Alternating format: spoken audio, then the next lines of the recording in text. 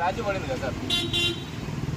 ఇప్పుడు షోరూమ్ కింద అమౌంట్ ఎక్కువ చార్జ్ చేస్తాను, మనమే చేసుకోవచ్చు. ఇంటి దగ్గర డ్రాప్ తీసుకోవాలి, ఇలా క్లీన్ వస్తుంది. ఎక్కడైతే స్క్రాచ్ పడుతుందో ఇట్లా అప్లై చేసుకోవాలి సార్. క్లీన్ స్క్రాచ్ అనేది పర్మనెంట్ వెళ్ళిపోతుంది. షోరూమ్ కింద 2 రోజులు బండి పెట్టుకుంటే 4 రోజులు పని వేస్ట్ అయితే అమౌంట్ వేస్ట్. ఇట్లా మనమే చేసుకోవచ్చు. పెయింట్ రోడ్ పోతే ఆడ గిట్లా తీసుకోరు, అట్లా పెట్టారు సార్. అట్లా పెట్రోల్ నామినేషన్ స్ప్రే ఉంటుంది సార్. స్ప్రే చేసుకొని తీసుకోవాలి, పర్మనెంట్ వెళ్ళిపోతుంది. మనమే చేసుకోవచ్చు. ఇంకోటి ఏంటంటే ఫైబర్స్ ఉన్నాయి కదా సార్, ఇంజిన్ హీట్ వల్ల ఎండ కొట్టడం వల్ల మొత్తం స్ప్రెడ్ అయిపోతుంది. 2 months కోసం స్ప్రే చేసుకోవాలి. నీట్గా లోపల ఇంటీరియర్ కూడా వాడాలి.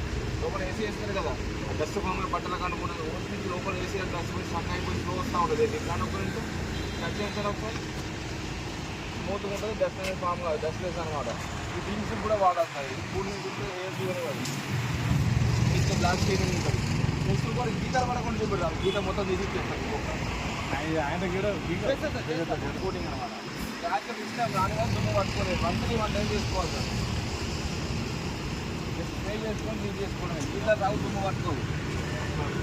ఏమైనా తాకినా కూడా గీతలు పడదు సార్ బండి పైన. పిల్లలకి గీసిన పార్కింగ్ పెట్టినట్టు గీస్తాను కదా, అలాంటి గీతలు రాని ఒకసారి 4 గోడతో గేట్ కదా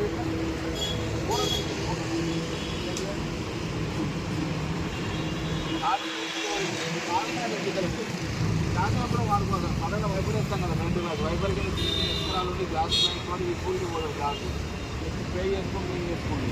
గ్లాస్లో పైన గీతలు రావు, దుమ్ము పట్టుకొని వర్షం నీళ్ళు ఆగలేదు, వాటర్ పోతున్నాను. బాగా వర్షం వచ్చినప్పుడు లోపల టెంట్ అయిపోయి గ్లాస్ కట్టిన బ్లర్ అవుతూ ఉంటుంది.